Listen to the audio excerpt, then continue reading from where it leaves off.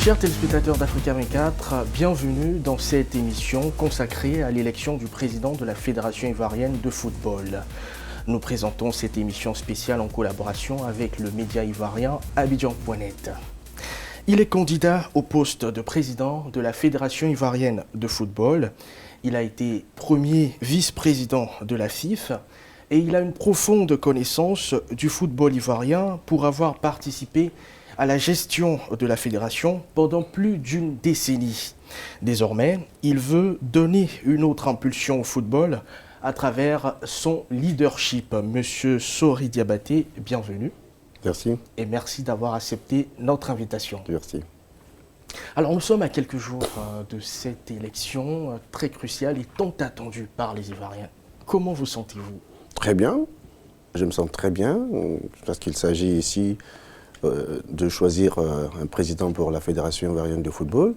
C'est une élection qui devait se tenir en 2020 et cela fait bientôt 2 ans que nous attendons cette élection.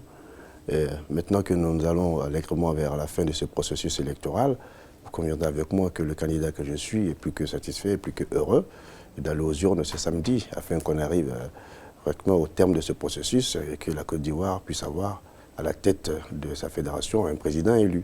Et est-ce que vous êtes confiant quant à ce qui concerne l'issue de cette élection? Ah oui, je suis très confiant. Je suis confiant parce que je suis un homme de la maison. Je suis confiant parce que je suis un candidat qui a toujours été au contact des votants. Il y a 76 clubs et 5 groupements d'intérêt. Il y a 81 votants. Et je pense que je suis le candidat qui vit le plus la vie du football au quotidien avec ces clubs. Je suis tous les week-ends sur les terrains de football, que ce soit au stade Champrou, au Parc des Sports, Yamoussoukro, au Boaké. Ils me connaissent, ils savent que je suis un acteur du quotidien, je ne suis pas un acteur des élections. Et donc je pense que sur la base de tous ces éléments qui me sont favorables aujourd'hui, je devrais pouvoir imaginer que le samedi, les choses puissent bien se passer pour moi. D'accord. Alors, nous allons aller en profondeur parce que vous connaissez très bien la maison, comme vous l'avez souligné. Mais quelle analyse concrètement vous tirez de votre participation à la gestion du football? Qu'est-ce que vous voulez apporter de nouveau à ce football ivoirien? Écoutez, moi je suis resté dans cette maison pendant 18 ans. Et quand je suis arrivé avec le président Anouma en 2002, on a révolutionné un peu, on a obtenu les premières qualifications de la Côte d'Ivoire, une phase finale de Coupe du Monde, ce qui n'était jamais arrivé. Et on a modernisé la gestion de la fédération pendant 9 ans. Et on a joué 2 Coupes du Monde. Et après cette étape, j'ai engagé une deuxième étape avec mon regretté frère Sidi Diallo, durant 9 ans, où j'étais vraiment en première ligne aussi, parce que j'étais premier vice-président. Mais j'étais aussi président de la Ligue professionnelle, donc l'organisateur en chef des compétitions de Ligue 1, de Ligue 2 et de toutes les compétitions internationales et de tous les matchs des équipes nationales. Donc j'étais un acteur majeur du football ivoirien. Alors nous avons gagné des trophées, parce que aujourd'hui l'objectif d'une fédération, c'est bien organiser, bien gérer, mais en même temps ramener des trophées pour la Côte d'Ivoire. Et sur les 2 derniers mandats, nous avons gagné 2 Coupes d'Afrique. En jeunes, ce qui n'était jamais arrivé en Côte d'Ivoire depuis 1960, aucune fédération avant nous n'a gagné une compétition des jeunes. Et nous avons été champions d'Afrique des cadets. Et nous avons gagné 23 ans après la 2e Coupe d'Afrique des Nations seniors. Et nous avons obtenu une qualification pour la Coupe du Monde. Nous avons obtenu aussi pour la 2e fois dans l'histoire du football ivoirien une qualification pour les Jeux Olympiques, donnant de l'espoir au football ivoirien en ce qui concerne le renouvellement de notre génération qui est aujourd'hui celle que nous connaissons. Et nous avons ensuite aidé les clubs à avoir plus de moyens pour pouvoir donner un meilleur cadre de vie à leurs acteurs et avoir un peu un meilleur traitement de leurs joueurs. Nous avons pendant ces années-là, en 2011, un club de première division de Côte d'Ivoire touchait 38 millions de subventions par club, il y en a 14. Mais nous sommes passés de 38 millions à 75 millions au moment où nous quittions la fédération en 2020. Les clubs de 2e division touchaient 8 millions. Nous sommes passés de 8 millions à 25 millions. Il y en a 24 clubs. Et les clubs de la 3e division touchaient 7 millions. Nous sommes passés de 7 millions à 15 millions. Nous avons commencé même à payer des dotations au football féminin à raison de 2 500 000 par club. Il y en a 10 clubs qui jouent la Ligue 1 et 10 clubs qui jouent la Ligue 2. Nous avons créé un peu de richesse pour donner un peu plus de moyens à nos clubs. Mais qu'est-ce que nous recherchions? C'était que nos clubs soient plus compétitifs, qu'au plan africain, ils soient plus représentatifs. Malheureusement, nous n'avons pas gagné le trophée avec les clubs et nous pensons que sur le nouveau mandat que nous demandons, il faut renforcer les clubs, il faut donner un peu plus de moyens encore, mais il faut avoir une autre politique. Alors, M. Diabaté, comment expliquer que malgré tous ces moyens, justement, que vous avez mis à la disposition des clubs, qu'il y ait toujours ces difficultés de gestion financière qui ont ressurgi ces derniers temps? Mais pour nous, il n'y a pas de difficultés de gestion financière. Vous savez, à l'approche des élections, il y a une technique de communication qui est utilisée. Et cette technique de communication consiste à empêcher celui qui est le candidat le plus sérieux de candidater. Et moi, je fais l'objet d'un battage médiatique corsé pour faire en sorte que Sori Diabaté, s'il part dans cette compétition, il est probable qu'il gagne. Et donc, comment faire pour qu'il ne gagne pas?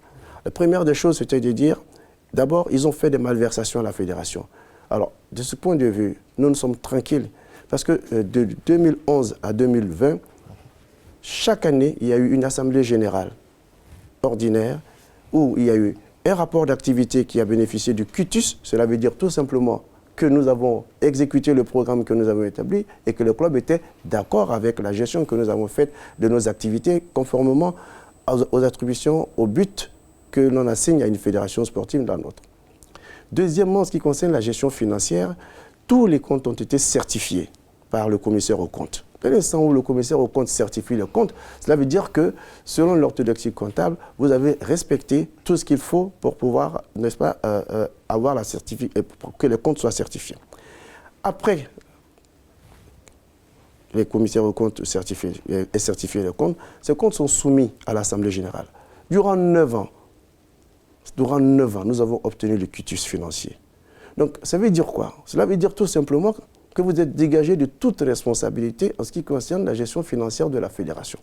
Donc, tout ce que vous avez entendu comme bruit, comme malversation, comme détournement ici, c'est des montages grossiers.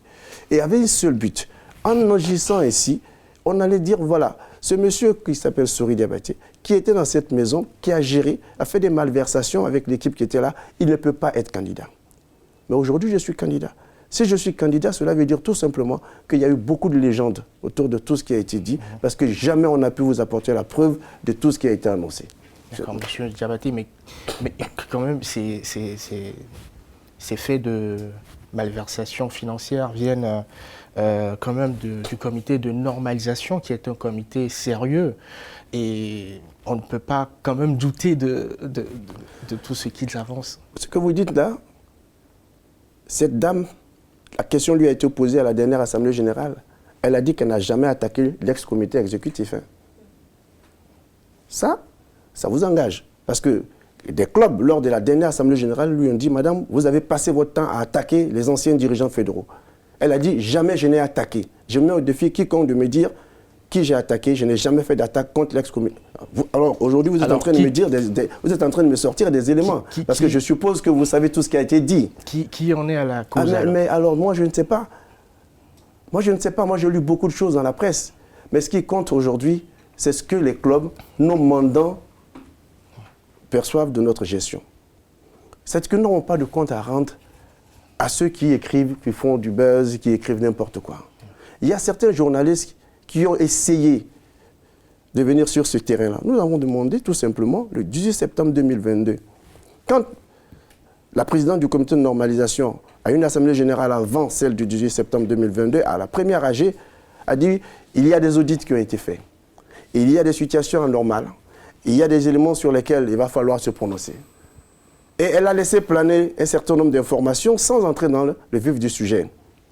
Et après ces informations, il y a eu une conférence de presse qui a été organisée avec des journalistes triés sur le volet et des informations ont été communiquées à ces journalistes, lesquels, à la suite, ont commencé à passer des informations dans la presse, où on vous fait part de 2,5 milliards, de 4 milliards, de 50 litres d'eau, de 600 millions de la présidence, mais du pipeau. Parce que lorsque nous nous sommes retrouvés le 29 novembre 2021, à une conférence de presse du comité exécutif, nous avons démonté tout cela à la minute. Et vous avez entendu parler encore de cela? Et on a dit qu'on allait nous convoquer à l'inspection générale d'État. sur la gestion 2002-2018. J'étais tellement heureux. J'ai travaillé pendant 2 semaines, j'ai préparé tous les dossiers. J'attendais cette convocation, elle n'est jamais venue. Et ce jour-là, j'aurais demandé un débat télévisé avec toutes les personnes impliquées dans cette question-là. Et les Ivoiriens auraient su la vérité. Nous ne sommes pas venus à la fédération pour nous servir de l'argent. On n'a peut-être pas vous servir de ce qu'il y a. On est venu servir le football. On n'a peut-être pas d'argent, c'est vrai, mais on se suffit quand même. On n'est pas venu là pour détruire notre carrière, pour prendre des miettes, parce que les gens pensent qu'avant la fédération, on ne vivait pas. Sidi Diallo, il est quand même responsable d'entreprise. Vous connaissez ses affaires. Moi, je construis ma vie avant d'arriver à la fédération. Alors, en Côte d'Ivoire, aujourd'hui, malheureusement, quand on vous confie un peu de ressources, tout le monde pense que tout le monde va être voleur. C'est dommage. Il y en a qui fonctionnent au 10%. Dès qu'ils ont un budget, ils ont dans leur tête leur calcul. Moi, avec 100 millions, je dois prendre 10 millions. Avec 1 milliard, je dois prendre 100 millions. Donc, ils pensent que tout le monde fonctionne comme ça. Mais tout le monde n'est pas voleur. Il y a certaines personnes qui ont des valeurs. Moi, je n'accepterai jamais de salir mon nom dans certaines choses parce que j'ai fait 17 ans de banque. Je n'ai jamais eu, je n'ai jamais eu une demande d'explication. J'ai fait 37 ans de vie professionnelle, dont 6 ans de l'administration. Mais tout le reste du temps, 31 ans, 32 ans, je l'ai fait dans le privé et je n'ai jamais eu une demande d'explication. Donc je pense que j'ai aujourd'hui un casier judiciaire qui est vierge et aujourd'hui sur la place, je suis une référence en termes d'intégrité. Et je ne veux pas laisser les gens salir Sori Diabaté. Alors, M. Diabaté, est-ce que vous ne craignez pas que tous ces agissements n'aient pas des répercussions justement sur votre intention de briguer la présidence? Non, moi je suis candidat, je n'ai pas de question. Aujourd'hui, la liste des candidats a été communiquée. Vous savez que ces gens-là, qu'est-ce qu'ils ont fait? Ils ont passé leur temps à dire à tous les dirigeants du club qu'ils ne seront pas candidats. Dès que le comité de normalisation s'est installé, ils ont passé leur temps à dire à tous les clubs de Côte d'Ivoire, votre frère, votre candidat, il ne sera pas candidat. On a tout pour l'éliminer. Ils sont allés au tribunal, et ça je vais vous le dire aujourd'hui. Ils sont allés de fabriquer des dossiers contre moi. Mais vous savez, dans la vie, il faut être honnête. Quand vous êtes clair, vous êtes honnête, vous avez le cœur blanc, vous avez toujours quelqu'un qui vous donne des informations. Mais des montages grossiers. Parce qu'ils cherchaient au moins une condamnation sur toute ma carrière. Ils n'ont rien trouvé. Alors ils vont condamner, ils vont donc porter plainte contre le directeur exécutif et autres. Et dans les autres, il y a Sori Diabaté. Mais ils n'osent pas dire Sori Diabaté. Heureusement. Et comme Dieu est merveilleux, ces informations nous sont parvenues et ça n'a pas bougé. Ils ont dit jusqu'à la veille de la publication de la liste des candidats que je ne serai pas candidat. Bon, aujourd'hui, je suis candidat parce que tout simplement, je n'ai pas peur et je sais que je ne me reproche rien. Et ils savent qu'il n'y a absolument rien qui puisse m'empêcher d'être candidat. Alors, M. Diabaté, dans votre programme, il est prévu le financement des clubs, comme vous l'avez souligné. Nous allons marquer une toute petite pause et nous revenons juste après.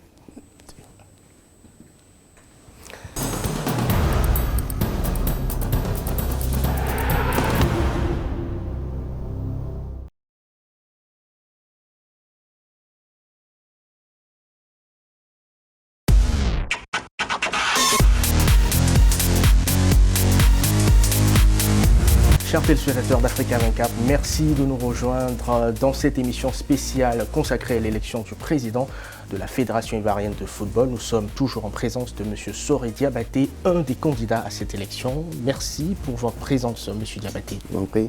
Alors, dans votre programme, il est prévu le financement des clubs, une subvention, comme vous l'avez dit, des équipes de Ligue 1 qui passera de 75 à 100 millions de francs CFA, celle de la Ligue 2 de 25 à 50 millions de francs CFA et de la D3 de 15 à 30 millions de francs CFA. Dites-nous, M. Diabaté, par quels moyens disposez-vous de ces ressources financières pour assumer ces nouvelles obligations? Nous avons le sponsoring. Qui nous permet d'avoir des ressources et nous avons identifié des opérateurs économiques, des annonceurs avec lesquels nous avons travaillé pendant ces 2 dernières années, qui sont prêts à nous accompagner pour avoir ces ressources. Vous savez, quand nous sommes arrivés en 2011 avec le président Sidi Diallo, on a dit que c'était 38 millions, on allait passer à 50 millions. Les gens nous ont dit, mais vous n'allez jamais réussir à faire ça, on ne vous donne même pas 6 mois. On a fait 9 ans. Donc quand on annonce des chiffres, c'est parce qu'on a déjà anticipé, on a déjà pris des contacts. Les 100 millions pour la Ligue 1 représentent pour nous 50% du budget moyen d'un club de Ligue Donc pour nous, c'est une façon d'accompagner les clubs de Ligue 1 en finançant 50% de leur budget. Pour la Ligue 2, c'est 100 millions de budget en moyenne et nous allons financer à hauteur de 50%. Et la D3, c'est 65-70 millions, nous allons financer à hauteur de 30 millions.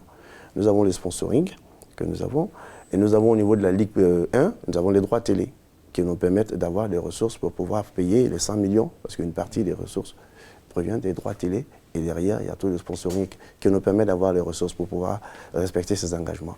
Et sur de 2011 à 2020, pendant ces 9 ans, nous avons payé en intégralité tout ce que nous avons promis au club.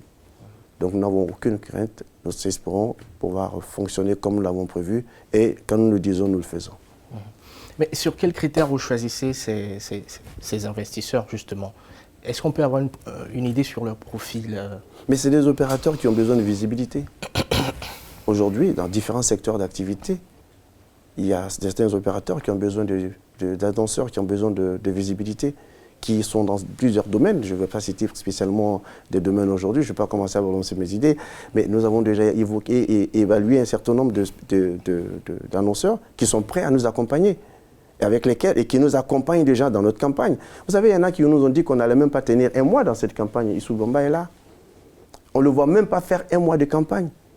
Mais j'ai fait 2 ans de campagne. Mais c'est parce que tout simplement, ces annonceurs sont avec nous. Et ils sont déjà là en soutien. Souri Diabaté, on a dit qu'il n'a pas d'argent.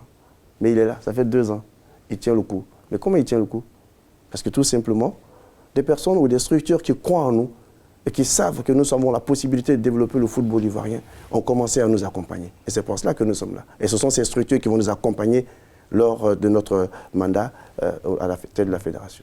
Alors, M. Diabaté, pour la bonne gouvernance de la FIF, vous comptez élargir le comité exécutif à 25 membres au lieu de 18, inclure l'association des 5 groupements d'intérêt que sont l'association des médecins du football, l'amicale des arbitres, l'association des footballeurs, l'association des encadreurs, de l'union des anciens footballeurs. Alors dites-nous, quel sera le mode de fonctionnement optimal de ce comité exécutif? Écoutez, aujourd'hui le comité est passé de 18 à 20. Pour nous, il est important que le comité exécutif, toutes les décisions importantes impliquent les principaux acteurs. Dans la configuration actuelle, il n'y a pas obligation d'avoir des groupements d'intérêt au sein du comité exécutif. Mais nous avons pensé, et moi je l'ai fait à la Ligue professionnelle. Le bureau de la Ligue professionnelle compte 15 membres. Et j'ai donné au bureau de la Ligue professionnelle, en tant que président de ce bureau, une place à chaque groupement d'intérêt. L'avantage, c'est que les véritables acteurs interviennent à la prise des décisions. Ils sont informés du fonctionnement de la maison et ils ont la possibilité de faire le relais auprès des différents acteurs. Donc, tous ces intervenants vont participer aux réunions du comité exécutif qui se tiennent en moyenne 1 fois par mois et vont donc, lors de ces réunions, transmettre les préoccupations des acteurs, je veux dire les médecins, vont là exposer leurs préoccupations, les entraîneurs vont dire, les joueurs en activité, les anciens footballeurs et les entraîneurs. Donc tout cela, autour de la table, en présence des autres membres du comité exécutif, on dit, voici, nous, pour l'année 2022, notre programme d'activité qui sera soumis au comité exécutif et qui vont exposer. À ce moment-là, ce programme, nous allons tous l'adopter et nous allons accompagner ce programme par le financement qui va l'accompagner. Pour nous, il s'agit de faire en sorte que toutes ces personnes soient là et interviennent dans la prise de décision, c'est important, parce que ce sont les principaux acteurs. Donc voilà ce que nous avons décidé. Ensuite, pourquoi nous voulons passer à 25? Quand vous prenez le nombre de commissions, vous avez pratiquement 25 commissions. Et les dispositions de la fédération prévoyaient que chaque commission soit dirigée par un membre du comité exécutif. Et quand vous avez 18 membres du comité exécutif, que vous avez 23 commissions, vous avez forcément des membres du comité exécutif qui vont se retrouver à gérer, à présider 2 commissions, des fois 3. Moi, j'ai eu le cas. J'étais président de la Ligue professionnelle, c'est déjà beaucoup de choses, beaucoup de boulot. Ligue 1, Ligue 2, c'est 182 matchs de championnat de Ligue 1, mais c'est 264 matchs de championnat de Ligue 2 sur une saison. En plus des matchs internationaux. Mais après cela, j'ai géré la commission de développement technique. Et après, on est venu me confier la commission des sélections nationales. Ça fait beaucoup de choses. Il faut vraiment avoir un agenda bien calé pour pouvoir s'en sortir. Moi, j'ai de l'expérience, ça fait des années que je l'ai fait, ce n'est pas la première fois que je gère l'équipe nationale, donc je sais comment déléguer, je sais comment suivre à distance. Mais celui qui arrive pour la première fois, il va avoir du mal à s'en sortir si on lui confie 2 commissions. C'est pour cela que nous avons demandé d'augmenter le nombre des membres de la commission pour que chaque membre soit à la tête d'une commission. Voilà. Et comme ça, nous pensons qu'avec... Ensuite, nous responsabilisons certains membres en faisant en sorte d'avoir des vice-présidents sur des postes clés, sur des commissions clés. Je parle des commissions des finances, je parle des commissions de sélection nationale, vous voyez, et de développement technique. Ce sont des postes clés. C'est comme si vous avez un gouvernement et que vous décidez d'avoir des postes de ministre d'État. C'est donc plus des responsabilités que vous confiez à certains de vos membres. Alors, M. Sori Diabaté, nous avons recueilli l'avis de quelques Ivoiriens sur votre candidature. Suivons donc leur réaction à travers cet élément réalisé par Abidjan.net. Bon, Sori Diabaté, c'est l'ancienne équipe. C'est vrai qu'il y a longtemps qu'ils sont là. Il peut y avoir des manquements, mais il ne faudrait pas qu'on s'attarde trop sur ces manquements-là. Les autres, là, on a vu déjà ce qu'ils ont fait avec leur rang de Dieng jusqu'à Sidi Diallo. Les Sori Diabaté et autres, c'est le même groupe. Donc on ne veut plus d'eux. Le candidat Sori Diabaté est celui-là même qu'il faut pour la grandeur du football en Côte d'Ivoire, tel que le stipule son slogan. Et je pense qu'il a la hauteur, il sera à la hauteur et c'est un homme idéal pour la grandeur du football ivoirien. Le déroulé du programme du candidat, je crois que la victoire est à nos portes. Il va falloir aussi batailler un peu. Aucune élection n'est gagnée d'avance, mais nous, on a la chance d'avoir des présidents de club. Moi-même, je suis président du club, donc c'est les présidents du club qui font Sori. Sori Diabaté, quand même, avec son équipe, l'ancienne équipe, avec Sidi Diallo, vraiment, on a connu quand même des moments de gloire. On a eu des coupes. Vraiment, les Ivoiriens étaient heureux ici pendant des événements sportifs. On a eu à vraiment sortir dans les rues ici, accueillir les éléphants. On a eu pas mal de qualifications. Il a, on va dire, un projet qui est très ambitieux. Il a une parfaite connaissance de son sujet. Et ce que je note aussi, c'est que vraiment, il a le vécu de la Fédération ivoirienne de football. Alors, M. Diabaté, vous êtes en pleine campagne. Quels sont les retours que vous recevez de la part de la population, des acteurs du football? Est-ce qu'ils sont vraiment optimistes? Voilà. Je peux vous dire que les acteurs du football sont optimistes. Je fais le lancement de ma campagne avec Salcomble. Et au cours de ce lancement de campagne, j'avais 44 clubs présents. Sur les 81 votants, c'est pas mal. Il y a 3 qui sont des habitués à mes réunions qui avaient eu un empêchement. Je peux dire même que j'avais 47. Parce qu'eux, ils auraient pu se faire eux-mêmes. Ils ont eu un petit retard pour dire si j'ai 47 présents, j'ai plus de la majorité dans la salle. Je ne dis pas forcément soutien dans les urnes, mais qui ont pris la peine quand même de venir m'écouter. Et j'ai eu beaucoup d'acteurs du football présents, d'entraîneurs, de joueurs, de anciens footballeurs, ils étaient présents. Je pense que ma candidature est acceptée et je pense que notre liste est une liste qui convainc. Au niveau de la population, depuis que nous avons commencé à parler, parce que je suis resté très silencieux pendant un bon moment. Vous savez que j'ai fait l'objet de beaucoup de sollicitations, mais je ne voulais pas intervenir. Je ne voulais pas gêner le fonctionnement du comité de normalisation. Et je me suis dit, il faut laisser les gens travailler parce que le boulot au niveau de la fédération n'est pas facile. J'ai voulu me taire. Et dès que j'ai commencé à parler et dès que nous avons commencé à dérouler notre programme, je peux vous dire aujourd'hui que nous avons beaucoup de personnes qui comprennent que nous sommes la solution pour le football ivoirien actuellement. Et nous avons aujourd'hui, sont bien lancés dans cette campagne et nous avons de très bons retours par rapport à tout ce que nous disons, à tout ce que nous faisons. Très bien, M. Diabaté. Alors, quel message, justement, vous souhaitez adresser à vos concurrents, que sont Didier Drogba et Idriss Diallo, quel que soit le verdict des urnes, et quel message vous souhaitez adresser également à tous les fans du football ivoirien? Mais déjà, à mes frères Idriss et Didier, je voudrais leur dire merci d'avoir accepté de se lancer dans cette bataille parce que, en réalité, qu'est-ce qu'ils recherchent? C'est d'aider au développement du football ivoirien. On ne peut pas leur reprocher de vouloir s'impliquer ou de vouloir aider par les méthodes ou les moyens qu'ils ont à aider le football ivoirien à aller de l'avant. Je les félicite et je les encourage dans cette voie. Quel que soit le résultat, nous sommes des frères et nous nous parlons tous les jours. Je voudrais que, eux, les deux frères et leurs équipes, puissent continuer à collaborer avec la nôtre. Que nous puissions nous mettre toujours ensemble, que nous privilégions le développement de notre football. Ici, il s'agit tout simplement de trouver un guide. Au-delà du guide, c'est une équipe qui travaille. Moi, je l'ai toujours dit, la lutte pour le poste, ce n'est pas le plus important. C'est l'influence qui importe. Ce que je souhaite pour nous, nos frères et pour toutes nos équipes, qu'après ces élections, nous puissions regarder dans toutes les équipes quels sont les meilleurs profils pour engager le programme que nous allons arrêter. Et il y a des bonnes choses chez Didier, il y a des bonnes choses chez Idriss, il y a des bonnes choses chez Sori, mais regardons comment nous pouvons mettre tout cela ensemble. C'est pour cela que dès que je serai élu, Inch'Allah, si je suis élu, la première des choses, c'est de taire les querelles, c'est de parler à tout le monde. Et à tous les fans, à tous ceux qui suivent ces élections, à tous les amoureux du football, il faut leur expliquer qu'il ne s'agit que d'élections. Simplement, et que nous sommes tous des frères, et que ce que nous cherchons, c'est de faire en sorte que le football de Côte d'Ivoire soit une référence mondiale. Et c'est pour cela que chacun de nous a un programme. Peut-être que nous passons par des chemins différents, mais l'objectif, c'est arriver à faire de notre football le meilleur en Afrique et le meilleur, et qui compte parmi les meilleurs dans le monde. Mais c'est de la main dans la main que nous allons réussir. Mais nous ne pouvons pas réussir cela sans aussi le soutien de nos fans, sans le soutien des Ivoiriennes et des Ivoiriens.